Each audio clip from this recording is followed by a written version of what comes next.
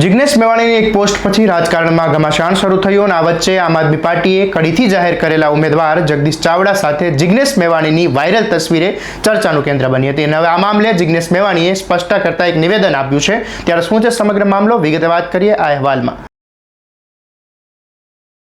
નમસ્કાર, હું છું આસિફ કાદરી, સ્વમાન સાથે આપનું સ્વાગત છે। ગુજરાત કોંગ્રેસના નેતા જિગ્નેશ મેવાણીની એક પોસ્ટ હાલ સોશિયલ મીડિયામાં વાયરલ થઈ છે, જેમાં અમરેલી દલિત યુવાનની હત્યા બાદ કોંગ્રેસના વરિષ્ઠ નેતાઓ અને કોંગ્રેસ પક્ષથી નારાજ વડગામના કોંગ્રેસના ધારાસભ્ય જિગ્નેશ મેવાણીએ એક્સ પર પોસ્ટ કરીને ગુજરાતના કોંગ્રેસના નેતાઓ સામે નિશાન સાધ્યું હતું।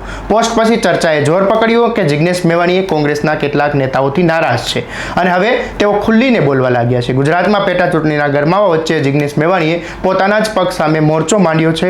એવામાં મેવાણીએ કડી વિધાનસભા પેટા ચૂંટણીમાં આમ આદમી પાર્ટીના ઉમેદવાર જગદીશ ચાવડા સાથેની તસવીરો વાયરલ થઈ હતી। ચર્ચા છે કે જગદીશ ચાવડા એ જિગ્નેશ મેવાણીના સાથી છે। જગદીશ ચાવડા રાષ્ટ્રીય દલિત અધિકાર મંચના સક્રિય સભ્ય છે। જિગ્નેશ મેવાણીએ વર્ષ 2016માં રાષ્ટ્રીય દલિત અધિકાર મંચની રચના કરી હતી। તસવીરોમાં જોઈ શકાય છે કે આમ આદમી પાર્ટીના કડીના ઉમેદવાર જગદીશ ચાવડા અને જિગ્નેશ મેવાણી એક ફ્રેમમાં છે, તો બીજી તરફ કડી કોંગ્રેસના પ્રભારી તરીકેની જવાબદારીમાંથી દૂર હટવાનું પણ આ એક કારણ માનવામાં આવી રહ્યું છે। કોંગ્રેસના કાર્યકારી પ્રમુખ જિગ્નેશ મેવાણીના આ ઉમેદવાર સાથેના ફોટા વાયરલ થયા છે।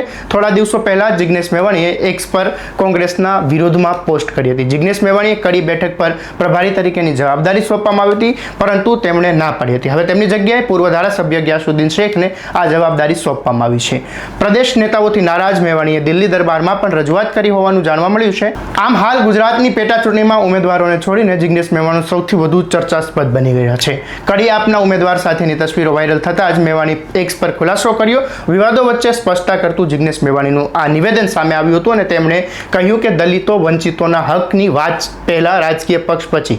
જો તમને મારામાં વિશ્વાસ હોય અને લાગતું હોય કે સમગ્ર ગુજરાતના દલિતો માટે હું નિષ્ઠાથી લડું છું, તો આનાથી 10 ગણી તાકાતથી કડીમાં કોંગ્રેસના ઉમેદવારને જીતાડવા સાથે મળીને કાર્ય કરી। હાલ તો આ વાયરલ ફોટોથી અનેક તર્ક વિતર્ક સર્જાયા છે। જોવું રહ્યું કે આગળ શું થાય છે, તો ફરી મળીશું નવી અપડેટ સાથે। ત્યાં સુધી જોતા રહો સ્વમાન।